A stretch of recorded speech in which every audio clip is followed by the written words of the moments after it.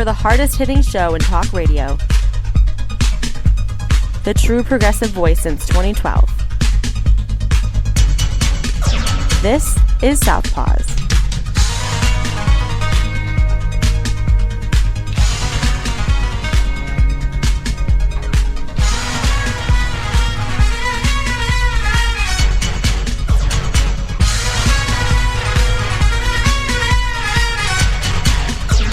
And welcome to Southpaws on the Pacifica Radio Network. We are the leaders of the revolution. I'm Darren Gibson, your host today. We have some updates about the Tyre Nichols beating death in Memphis. Some more officers are under investigation, and there's been some more firings. So we'll get to the latest details on that. President Biden gave the State of the Union speech earlier this week. We'll go over some highlights of that. Plus, 6 Hammer Time winners, 5 individuals, and a group award. We'll get to that in just a little bit. Plus, we'll tell you how you can get rid of Hobby Lobby in your town. It's actually pretty easy. We'll give you the details on that in just a little bit. Before we get started with today's show, a couple of reminders that you can follow us on social media by going to facebook.com/Southpaws Radio Show. You can follow us on Twitter at Southpaws Radio. You can follow us on Tumblr at southpawsradioshow.tumblr.com. You can follow us on YouTube by doing a search for Southpaws Radio. You can follow us on Mastodon by doing a search for Southpaws Radio. And you can become a patron of the show by going to patreon.com/Southpaws Radio. You can listen to the show anytime at Apple Podcasts, Spreaker, Stitcher, Google Podcasts, Podcast Addict, Podvine, and Pandora by doing a search for Southpaws. And once you found our logo, you found us. We send links to our weekly episodes to our Facebook, Twitter, Tumblr, YouTube, and Mastodon accounts. You can listen to us on Global Community Radio Channel 1 every Saturday night at 11 Eastern. And you can listen to us on great Pacifica stations, including KCEI in Taos, New Mexico, KZGM in Kabul, Missouri, and KEPJ in San Antonio, Texas. So be sure to listen to us on your local Pacifica station. We are recording this show on Thursday, February 9th, 2023, and I want to start out with updates on what's happening in Memphis, Tennessee, with the fatal beating of Tyre Nichols. I have this story. This is Marlene Langton, Tim Stella, and Juliet Arcodia writing for NBC News. This is dated February 8th. A fired Memphis police officer involved in the fatal beating of Tyre Nichols took photos of the 29-year-old after he was pepper sprayed, kicked, and hit by police, and texted at least one image to at least 5 people. That's according to records. Oh boy. It just goes without saying that this officer is already in trouble for the beating death, but this is just insult to injury. It really is. That revelation was contained in documents released Tuesday as part of a Memphis Police Department request to decertify the 5 officers charged in the brutal January 7th assault on Nichols. Decertification means that the former officers can no longer serve as police anywhere in the state. Well, the solution to that is they'll just move somewhere else and get hired somewhere else because other states don't have the same standards. They don't. There's no accountability. There needs to be a national database of it'd have to be every cop on the national database because they're all bastards. All of them. All cops are bastards. You'll find out in our Hammer Time segment later in the show. According to the documents, Demetrius Haley, one of the 5 officers fired on January 20th, sent the photo. He was also the officer who physically forced Nichols out of his car during the initial traffic stop and deployed his chemical irritant spray directly close up to the subject's eyes. That is according to documents from the Memphis Police's Inspectional Services Bureau, basically their internal affairs department. According to the documents, he used profanity, laughed, and bragged after Nichols was beat. The documents further state that on his personal cell phone, he took 2 photographs while standing in front of the obviously injured subject, meaning Nichols, quote, after he was handcuffed, end of quote. Documents also state that Haley admitted to sharing at least one photo in a text message with 5 people, a civilian employee, 2 Memphis police officers, and a female acquaintance. During the administrative investigation, a 6th person was identified as also having received the same photograph. Police say that Haley violated policy including personal conduct, truthfulness, neglect of duty, and excessive force or unnecessary force. Well, yeah, it's right on the tape. Good God. Talk about Captain Obvious. You know, sending that photo of Tyre Nichols to that female, what was he doing? Was he trying to show that he was the alpha male? Disgusting. The dissemination of the photograph violated the department's information concerning police business policy, which states that a member shall not communicate information relating to official police matters without prior approval or subpoena except to authorized persons. A member shall treat the official business of the department as confidential. So he's basically broken some confidentiality rules. Haley joined the force in August 2020. He was previously accused of beating an inmate in Shelby County in a 2016 lawsuit. In that case, he was accused of being one of 3 corrections officers who allegedly beat inmate Cordelia Sledge. The suit, which Sledge filed without a lawyer, was dismissed in 2018 after a judge found he had not properly served one of the defendants with a summons. So they threw the case out on a technicality, so this guy becomes a full-fledged cop instead of just a prison guard, and now beats somebody else to death. Isn't that lovely? Documents also state that Haley was also found to be untruthful in his narrative of Nichols' arrest. The statement read this way: in your incident summary, you wrote that you heard your partner tell the individual, "Let my gun go," before he was taken to the ground. You were also heard making the same statement on body-worn camera to your partners in the presence of witness officers. However, video evidence did not support your oral or written statement, and your information was deemed untruthful. The statement further read, you never told the driver the purpose of the vehicle stop or that he was under arrest. Audio from a body-worn camera did not capture the driver using profanity or displaying any violent threats. Well, even if Tyre Nichols used profanity against the cop, he has a First Amendment right to do so. Period. End of story. The document continues, your on-duty conduct was unjustly, blatantly unprofessional, and unbecoming for a sworn public servant. Yeah, again, understatement of the year.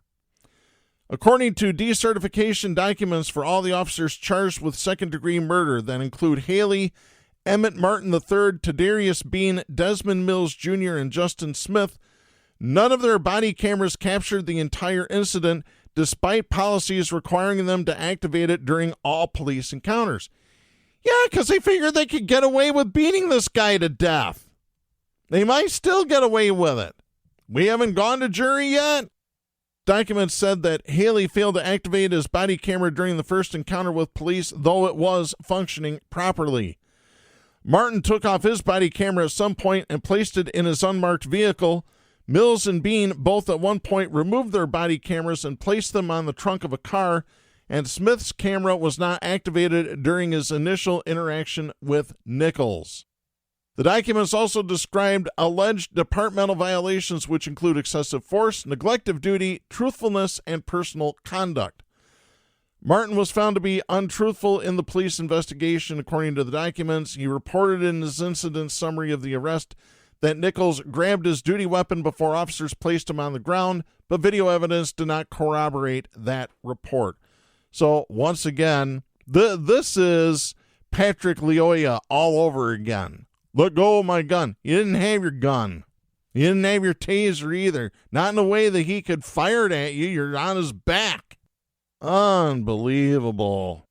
In his Garrity statement, a statement used by public employers during administrative investigations to ascertain whether misconduct has occurred, Martin failed to disclose that he punched the subject in the face and kicked him multiple times. In his statement to ISB investigators, he said he gave body blows. Yeah, with his fists. Martin's lawyer, William Massey, declined to comment on the documents and said he is gathering evidence. Documents for Nichols said when he went to speak with Nichols' mother, quote, "You and the supervisor did not obtain her contact information or refused to provide an accurate account of her son's encounter with police or his condition," end of quote. Mills was accused of striking a nonviolent subject with a baton 3 times and pepper spraying him twice, actions all captured on video. Mills's lawyer, Blake Ballin, declined to comment. Bean's documents said that he held Nichols down by one of his arms as his partners pepper sprayed him and excessively struck him with a baton multiple times. The document said he failed to take reasonable action to stop the excessive and unnecessary use of force. In his Garrity statement, Bean admitted to striking Nichols with a closed fist 2 to 3 times in his face because he and his partners were unable to handcuff him, which was captured on video evidence. It's not immediately clear if he has an attorney. NBC News was unable to reach Bean for comment. Smith was also accused of restraining Nichols during the beating. He was the only officer to have a statement placed in his administrative file. In Smith's written account of the incident, which was dated January 19th, he said he was on desk duty with a knee injury when a supervisor ordered him back onto the patrol. When he heard that a subject had been pepper sprayed and shot with a stun gun, he called for medical help and responded to a call for officer assistance, according to the statement. When he arrived at the scene, Smith said he came upon an officer struggling with Nichols. Smith said, quote, "I assisted that officer in our attempts to take that subject into custody. The suspect was violent and would not comply. It is my contention that I personally utilized the training and defensive tactics provided to me as a Memphis police officer in attempting to handcuff the suspect," end of quote.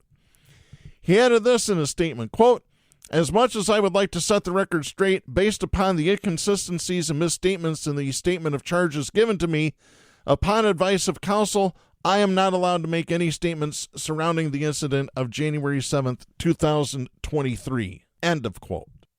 The Memphis officer who oversaw an administrative hearing on the allegations wrote that Smith admitted striking Nichols, who the hearing officer described as nonviolent, 2 to 3 times in the face with a closed fist because he and another officer had been unable to handcuff him.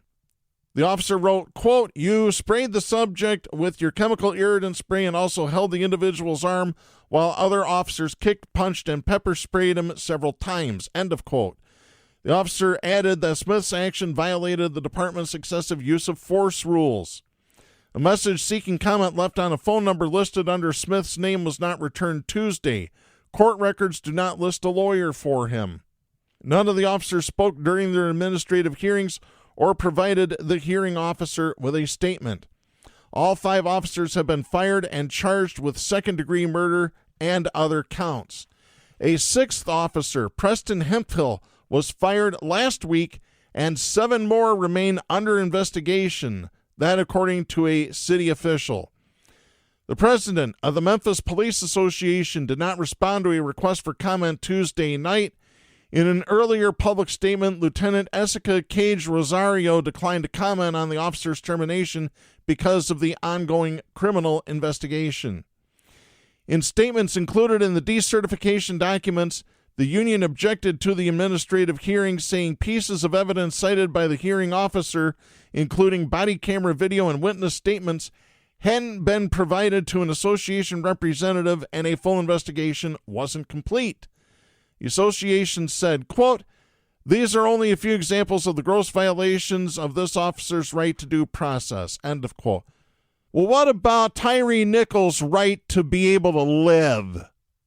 I think that supersedes anything that the pig union has to say. This is not unexpected behavior by a police union or by a cop apologist. We've seen that in Grand Rapids with the Patrick Leoya shooting and the prosecution of Christopher Scher. They keep trying to get him off and keep trying to get the case dismissed, and that's probably not going to happen. He's going to trial. I got news for you, folks. No matter how bad cop apologists like David Doyle and Ed Kettle want to make it not happen. That's just tough. So let me go to our next update regarding Memphis. This is Antonio Planas writing for NBC News. This is dated February 7th. This story goes into a little more detail about the additional 7 officers now under investigation for the Tyre Nichols beating. 7 more police officers in Memphis are under administrative investigation after last month's traffic stop and fatal beating of Tyre Nichols. That is according to a city official. The city's chief legal officer, Jennifer Sink, said the additional officers face disciplinary action. Any criminal case related to the January 7th traffic stop are being handled by the Tennessee Bureau of Investigation and the Shelby County District Attorney's Office. The 7 officers have not been publicly identified. In a statement, Sink said, quote, "The administrative investigation is still ongoing, and so this information is subject to change. The administrative investigation is solely to determine if city policies were violated and what disciplinary action should be taken. The criminal investigation is being handled by the TBI and DA." End of quote.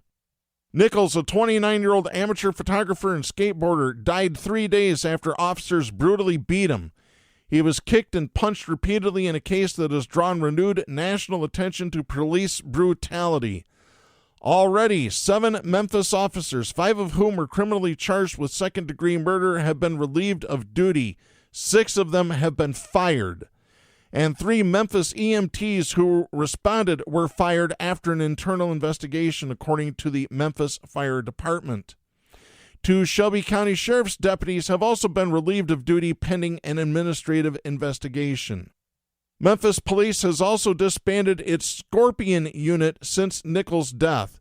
Scorpion, which stands for Street Crimes Operation to Restore Peace in Our Neighborhoods, was launched in November 2021 as the city's murder rate was soaring and the community was calling for action. Well, they got action all right. They got a bunch of crooked cops beating somebody to death. What did you expect? All right, I want to get to our next story here. President Biden gave the State of the Union speech earlier this week in front of Congress. I have this story. This is Sahil Kapoor, and I believe he's writing for NBC News. This is dated February 7th out of Washington. In his State of the Union speech, President Joe Biden boasted about his first 2 years and road-tested populist re-election themes, promising to finish the job on what he dubbed a blue-collar blueprint to rebuild America. Biden hasn't formally announced his bid for re-election, but it is widely expected, and some lawmakers in the audience saw the speech as something of a soft launch. Here are 4 key takeaways from Biden's speech. First, Biden boasted about the host of legislation the Democratic-controlled Congress passed in his first 2 years as president. He highlighted measures to create a safer Europe in the wake of Russia's invasion of Ukraine, a once-in-a-generation infrastructure law, a measure to help veterans exposed to toxic burn pits, efforts to renew the Violence Against Women Act, an election overhaul, and the Respect for Marriage Act, which codified federal protections for same-sex and interracial marriages. Sitting behind Biden was Speaker Kevin McCarthy, Republican of California, expressionless for much of the speech. He voted against nearly all of Biden's legislative pursuits over the last 2 years in his bid to seize the House. Second takeaway, Biden also boasted about record low unemployment, declining inflation, and rising take-home pay. He said, quote, "And folks, we're just getting started. We're not finished yet by any stretch of the imagination. Let's finish the job. There's more to do." End of quote. He said America is, quote, "beginning to restore the dignity of work." End of quote. President Biden added, quote, "Too many people have been left behind and treated like they're invisible." End of quote. He repeatedly addressed folks watching at home who might feel ignored. He told them, quote, "I have your back." End of quote. Throughout his address, Biden highlighted populist themes with calls to action to boost domestic manufacturing, cap insulin at $35, add a minimum tax on billionaires, quadruple the tax on stock buybacks, and pass a bill to prevent junk fees and hidden surcharges like surprise hotel resort fees. Senator Chris Van Hollen, Democrat of Maryland, said that Biden, quote, "certainly laid out his vision for not just the remainder of the term, but a plan for 4 years." End of quote. He called the speech, quote, high energy, end of quote. Third takeaway, Biden continually took swipes at GOP lawmakers in the audience, including calling out Republicans who opposed the infrastructure law.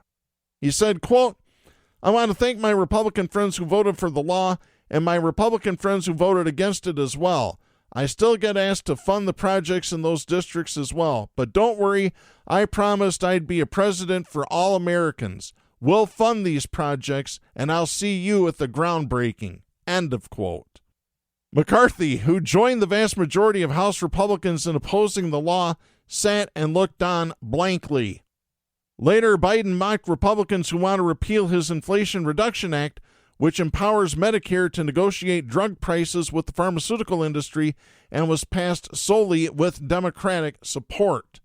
He quipped, quote, as my football coach used to say, lots of luck in your senior year, end of quote. He added, quote, make no mistake, if you try anything to raise the cost of prescription drugs, I will veto it, end of quote. That remark resulted in raucous Democratic applause.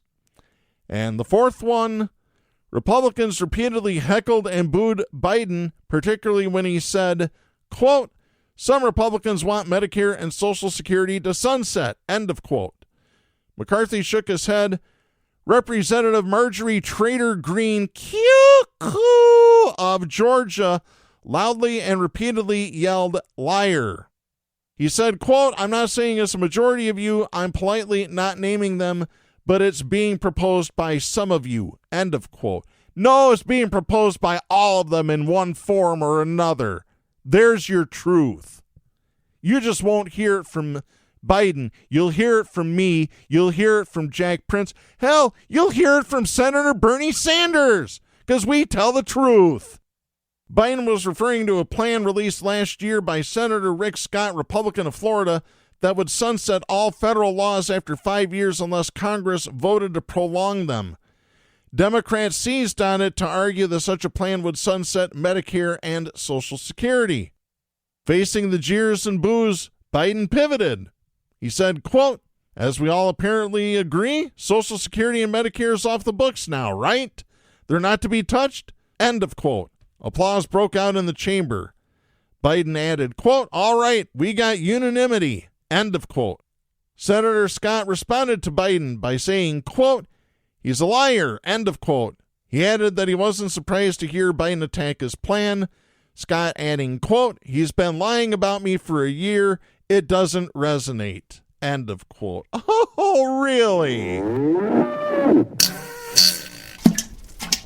Yeah, I think you're lying there, Senator Scott. Got news for you. Other Republicans tweeted their displeasure at the president. Among them, Representative Andrew Garbarino, Republican of New York, who posted to Twitter, quote, there's enough hot air in this speech to fill 100 Chinese spy balloons, end of quote. Yeah, the spy balloons that your orange pig never shot down, didn't even know about them. Let them fly over. Didn't do a thing about them, didn't lift a finger. There you go. Republicans are the biggest goddamn hypocrites on the planet. You can quote me on that. Later, as Biden spoke about immigration, a lawmaker yelled, quote, secure the border, end of quote. Others called for order in the chamber. After the speech, Senator Joni Ernst, Republican of Iowa, said, quote, it was political. I thought it was pretty divisive, end of quote. No, honey, you need to look in the mirror if you want to see divisive, because that's what you've been your entire career. Got news for you. All right, well, that's a quick look at the president's State of the Union address. I want to get to a story that's just coming out in the state of Michigan. This is you, Stella U, writing for Bridge, Michigan.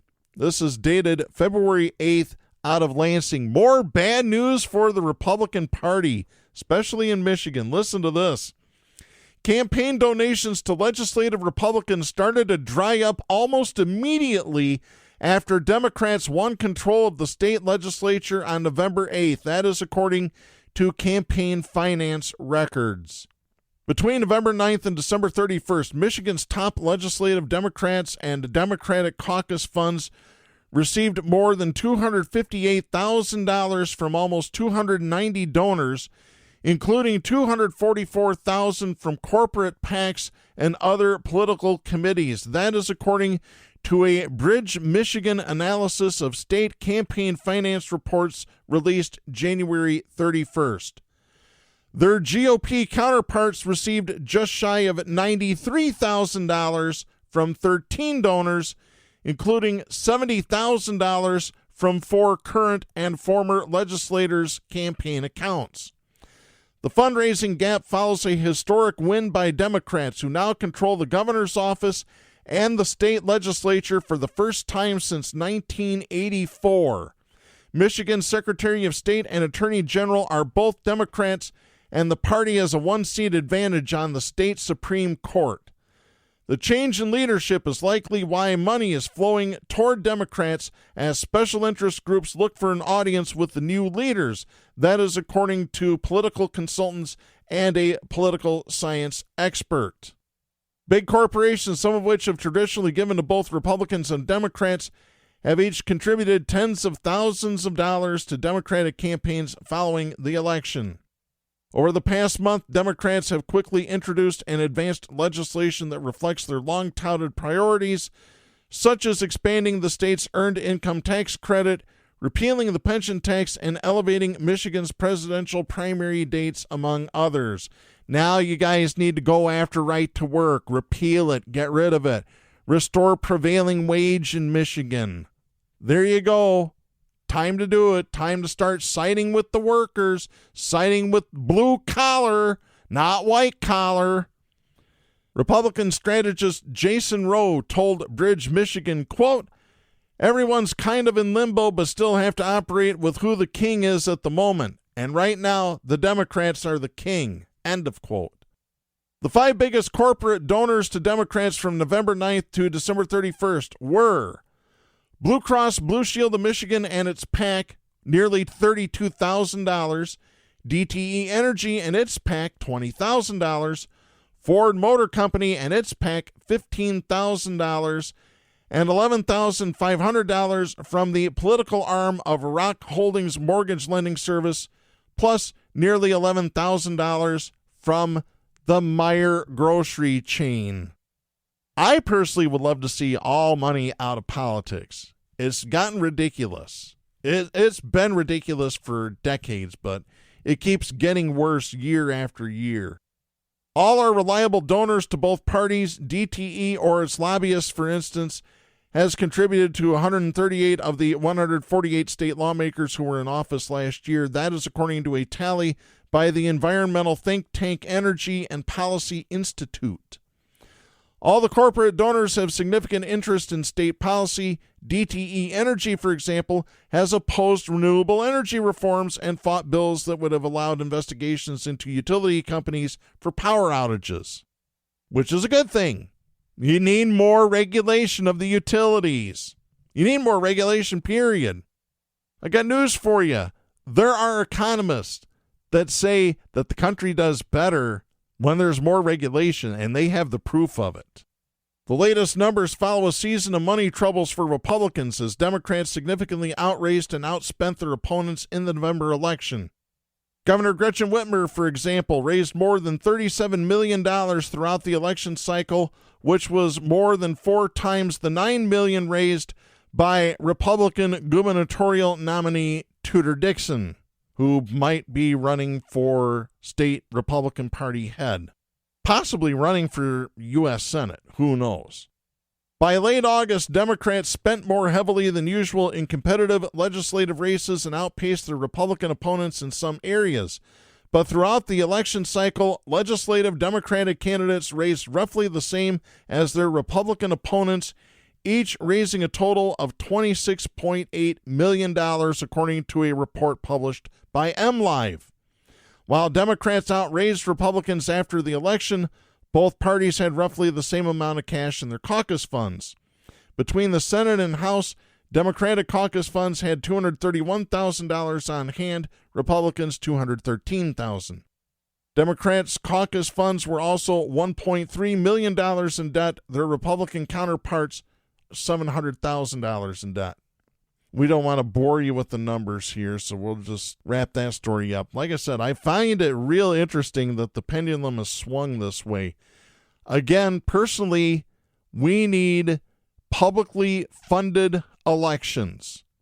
Yes, I know some areas have tried it. It's been thrown out of court over First Amendment. Sorry, spending money is not free speech. Speech is speech. Oh, God.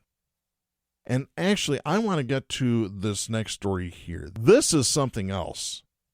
We're going to warn you, this is a pretty graphic story here. This is Daniela Silva writing for NBC News. We are going to warn you that we are going to be talking about suicide in this story. So if you're sensitive to that subject, you might want to turn the radio off or change to the channel for a few minutes.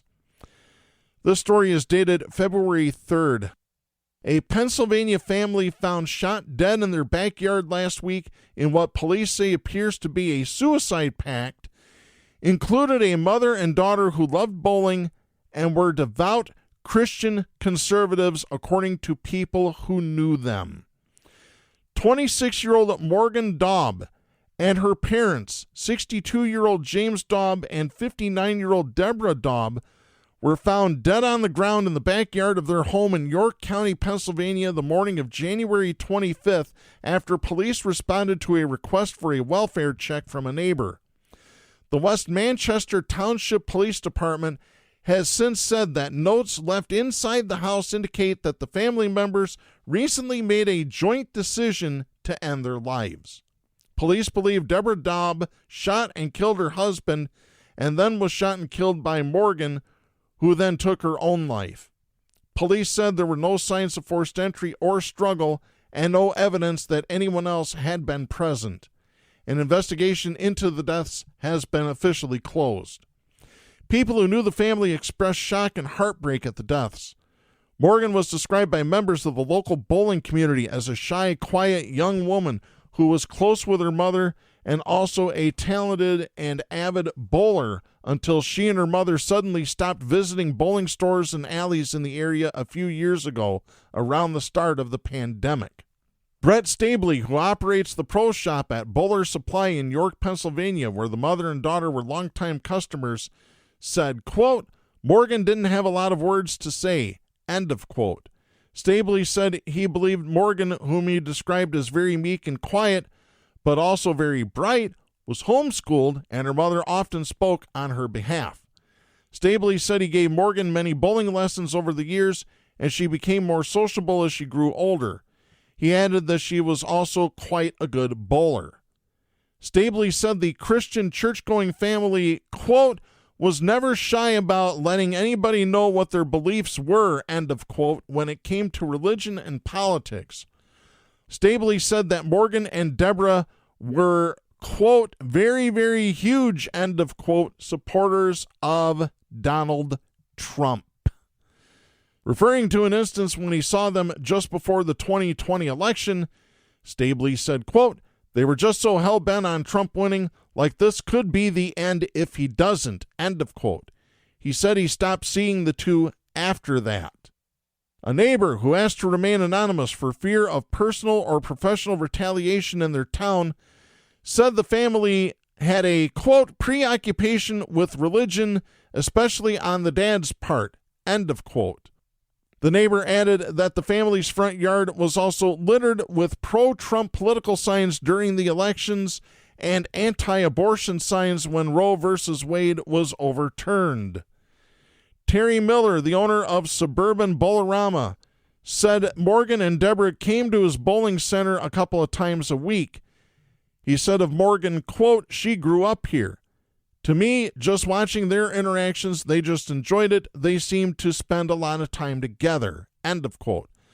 But Morgan and Deborah suddenly stopped coming by around 2019, according to Miller. Looking back, he said it was, quote, definitely weird, end of quote, that the two stopped coming in. Stabley said he was disturbed to see recent videos appearing to show Morgan on YouTube.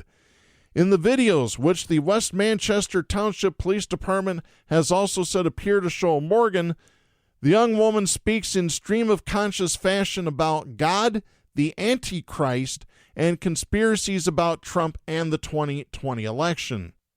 Stabley said he is haunted by Morgan's laughter in the videos. He said, quote, "I never, ever, ever saw Morgan in that state," end of quote.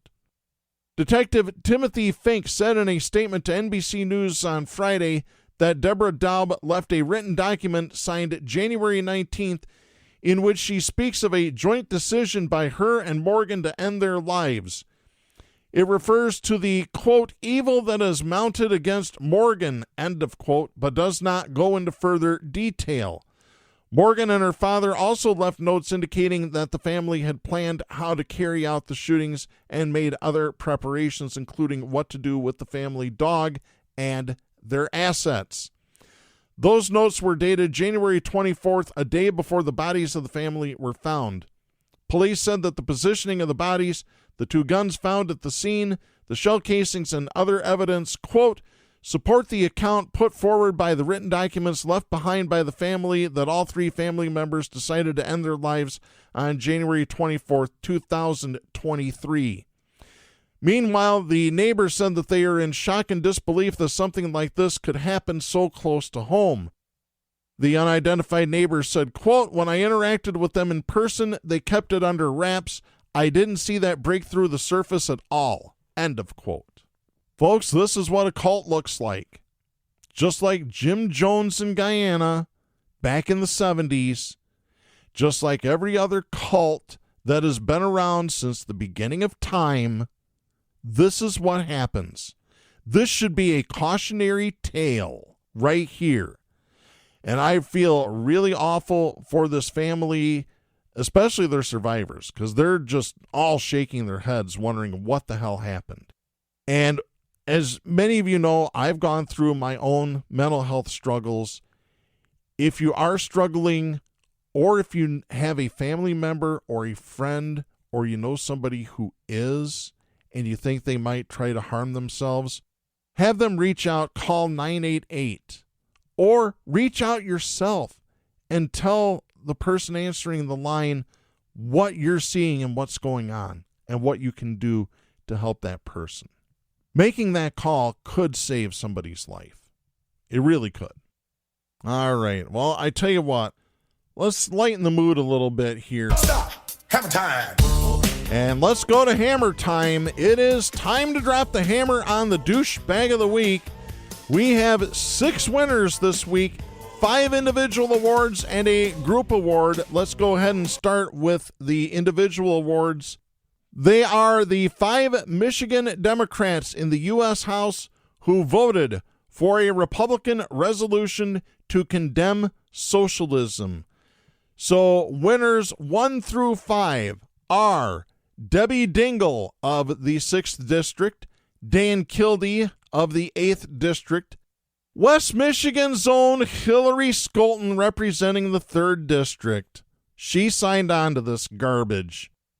Alyssa Slotkin of Michigan's 7th District, who might be running for U.S. Senate, it sounds like she is, and Haley Stevens of the 11th District, who just recently said she's not running for U.S. Senate, she's going to stay in the House. Yeah, she needs to be primaried by an actual progressive. All of them do. All of them do. There were 2 Michigan Democrats who voted no. They were Sri Tanadar, who is now in Congress. He was, in 2018, he was a candidate for governor. And the Squad Zone Rashida Tlaib. I applaud both of them for doing the right thing. I really do. So there's winners 1 through 5. Winner number 6 this week is a group award issued to the East Palestine Police Department in Ohio.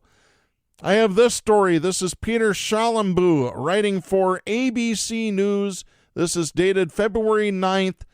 Folks, the First Amendment is on the attack by police. Listen to this. Officers from the East Palestine Police Department in Ohio arrested News Nation reporter Evan Lambert during a press conference about the cleanup efforts following a train derailment in a small Ohio village. If you know what I'm talking about, a train carrying a bunch of different chemicals derailed in a tiny Ohio town and caught fire. They were afraid of explosions that might obliterate the town. They evacuated half the town. They were also afraid of some of the odors being given off by some of the gases that this train was carrying. Let me continue the story here. Officials from the Columbiana County Jail confirmed Lambert was released at 10:20 p.m. Wednesday night. He faces criminal trespassing and disorderly conduct charges. For doing his job!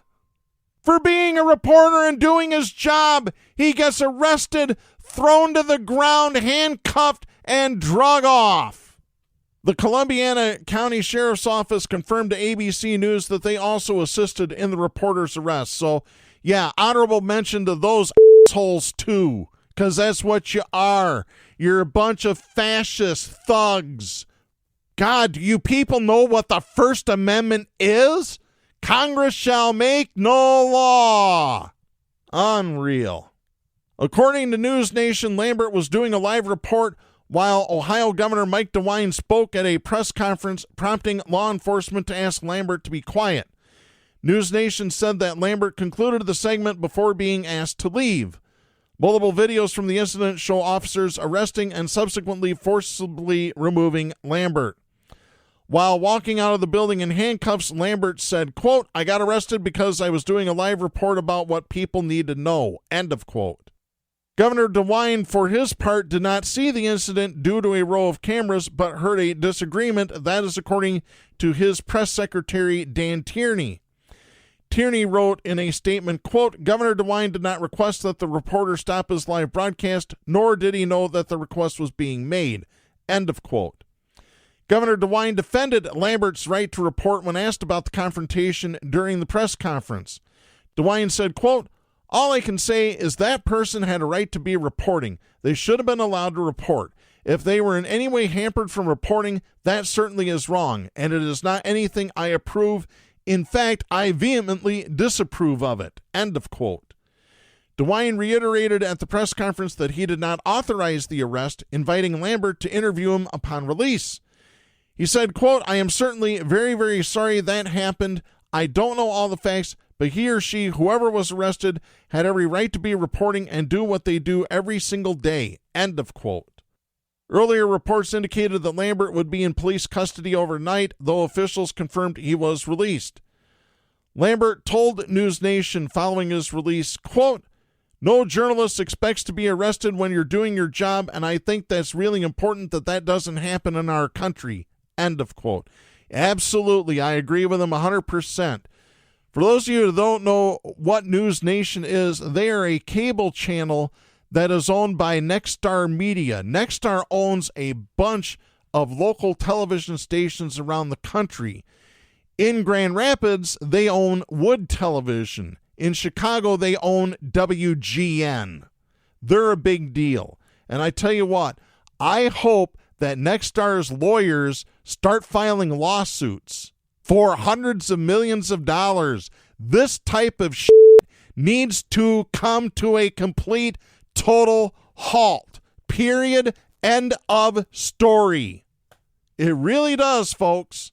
First Amendment trumps everything else. There's a reason it was the First Amendment to the Constitution, because the Founding Fathers thought it was important to protect the media and protect speech. Lambert was in East Palestine to cover the derailment of a Norfolk Southern train that prompted the evacuation of nearly half the town of 5,000 residents. Local and state officials announced Wednesday that residents could return to their homes after air quality samples showed safe levels of contaminants in the area. Well, I tell you what, I really hope that Evan Lambert has a good lawyer. If he doesn't, guess what? I can refer you to one or two that just love to go after government entities that abuse their power. Stephen P. New. Shout out to Stephen P. New in Beckley, West Virginia. So, to our 6 winners, we have this message for you. Don't be a douchebag. Yeah, that's right. Especially you jackbooted pigs in Ohio. You need to stop being complete, total douchebags. All right, I want to get to our next story here. This is John Tannett writing for KPNX Television out of Phoenix, Arizona. This is dated February 7th. I hope some of you saw videos of this. This was some really wild stuff here. The lengths that some of these anti-abortion people will go to get their message out is just mind-boggling. An anti-abortion protester is in police custody after climbing the outer south side of the former Chase Tower in downtown Phoenix. Mason Deschamps, known on social media as pro-life Spiderman, said in a live stream that the climb was to raise money. Pro-life Spider-Man. I got news for you. Stan Lee would think you were an idiot. Oh, boy.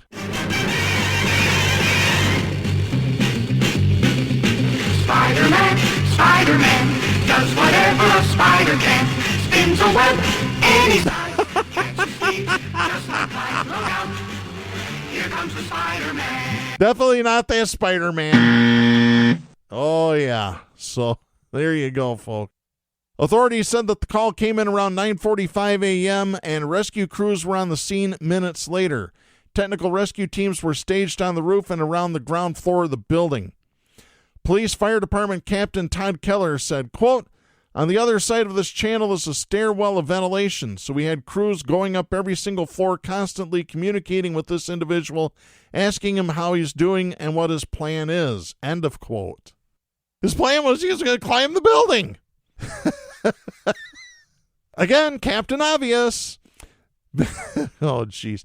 Video of the scene shows Deschamps climbing a 3-foot wide external ventilation shaft as he made his way to the top where law enforcement and technical rescue crews were waiting. As Deschamps crested the top of the building, he was quickly taken into custody.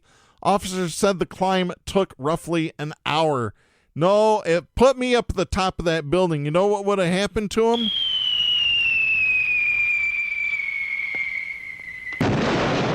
Just like Wile E. Coyote. There you go, folks. Oh, but you're promoting violence. No, he's promoting violence. This guy is taking resources from actual people who need them, like the fire department, and they're tied up with him because he wants to be pro-life Spider-Man. Oh, God. Authorities on scene said that their priority was to make sure Deschamps was taken down from the tower safely and strongly condemned the stunt. Keller said, quote, "This is not the place or the time to do this. This is extremely dangerous." End of quote. The 40-story former Chase Tower is the tallest building in Arizona. Authorities said that there was no way to stage a catch operation at the bottom, and rescue crews would have had to rappel down the side of the building to reach Deschamps. The building is currently empty, having gone to foreclosure in 2018. In 2021, Chase moved its employees to an office campus in Tempe. The 23-year-old Deschamps live-streamed parts of the climb to his Instagram page. This isn't the first time Deschamps has pulled a stunt like this. In 2021, he posted as he climbed the Aria Hotel in Las Vegas during a protest for Nevada's COVID-19 restrictions. Well, that's all you need to know there. And in 2022, he posted that he climbed the Salesforce Tower in San Francisco, the New York Times Building, the Renaissance Center in Detroit, the Devon Tower in Oklahoma City, and the Ritz-Carlton in Los Angeles, all for his pro-life cause. In most of those cases, local and national media reports say he was arrested for some form of trespassing, but was ultimately released. No, right there's your problem, is you keep letting him go. You need to prosecute his ass. Then he might stop doing this. On his website, Deschamps himself claims his climbs aren't illegal despite his numerous arrests. Oh, really? But climbing concrete comes with a lot of gray area, according to Mark Mendoza, a law partner and criminal defense attorney with Mays Tellez in Phoenix. Mendoza said, quote, "There's not something that really addresses this specific issue or specific conduct," end of quote. After he reached the top of the former Chase Tower in Phoenix, Deschamps was taken into custody. Police said he'd be booked in jail on trespassing and criminal nuisance charges. He's just a general nuisance anyway. Mendoza said, quote, "We're talking about an individual scaling up the outside of the building, so there really is a question about does the trespassing law really fit this set of circumstances or not, because it's unique and something we've never really seen before," end of quote. Not to mention the public safety scare an attempt like this can cause. Keller added, quote, "Don't do it. This is a stupid move," end of quote. He stressed that if anything went wrong, it could have been fatal. Well, yeah, it could have been fatal. Like I said, Wile E. Coyote, really.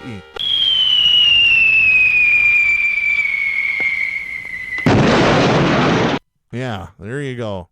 The organization Deschamps claims that he's helping, called Let Them Live, is a registered nonprofit according to tax records from 2019 and 2020, although it's not exactly clear how their money is used or where it goes. The founder told KPNX-TV that their organization pays directly to women in need in an effort to prevent abortion procedures. Emily Burning, the president and co-founder of Let Them Live, said, quote, "Today he's climbing for a mom named Hope, who is 22 weeks pregnant and has an abortion scheduled for Friday. We're just trying to basically show her what we can do for her and how we can help her, and then hope that she, cancels her abortion," end of quotes. Oh, boy. Despite the danger of climbing up 40 stories, supporters believe he's drawing attention to a larger issue.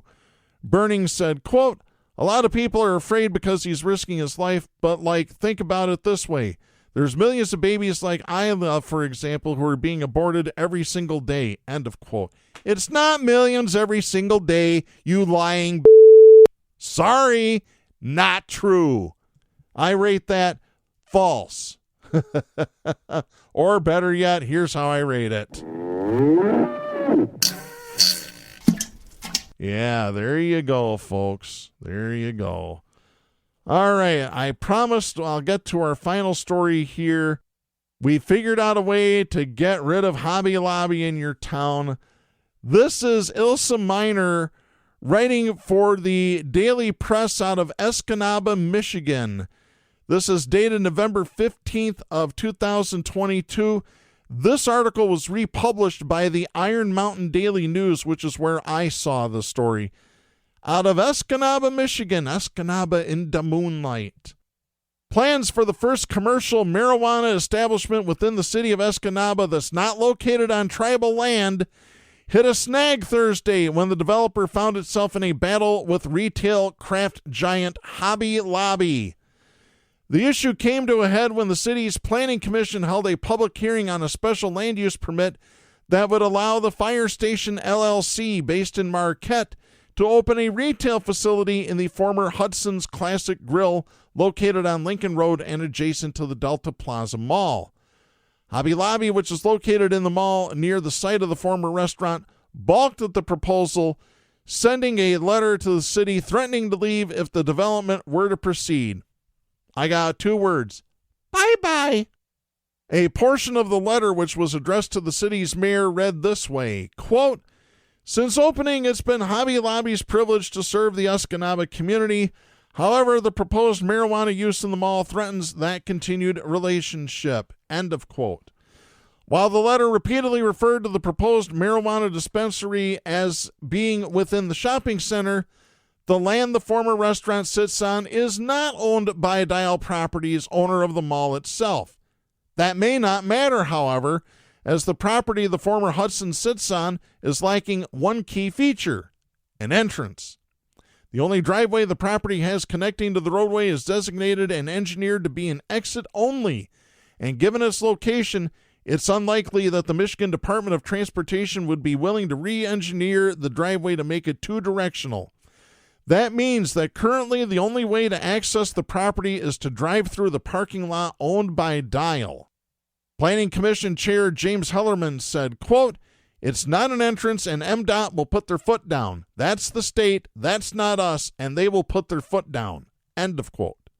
This could be a problem for any potential development at the site, but is more likely to be an issue because of Hobby Lobby's strong objections to the proposal. A separate issue raised during the meeting is that 5 of the existing 10 spaces thought to be assigned for parking at Hudson's are partially located on Dial property, leaving only 5 parking spaces available for potential fire station customers. While this was a major topic of discussion Thursday and may be a practical issue, it is not a legal one that could be used to reject the proposal, as the city's zoning ordinance does not dictate how many parking spaces must be available on commercial properties. Regardless, with the possibility of both access and parking hinging on Dial's cooperation and Dial's decision to cooperate being heavily influenced by the potential loss of Hobby Lobby as a lessee, the project could be in trouble.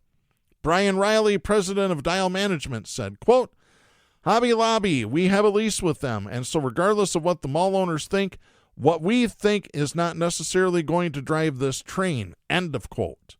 According to language in the agreement, Hobby Lobby's lease specifically, quote, "prohibits the operation of a head shop, electronic cigarette shop, or a store selling marijuana within the shopping center." That is according to the letter sent to the city by the craft giant.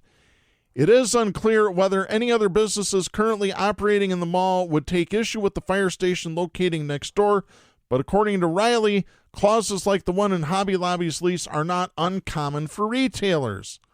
None of the planning commissioners seemed surprised by the fact Hobby Lobby took issue with the possibility of being neighbors to retail marijuana. The craft chain brands itself as holding conservative Christian values and is well known for being the plaintiff in a landmark 2014 Supreme Court case after the retailer objected to providing contraceptive care to employees as mandated under the Affordable Care Act.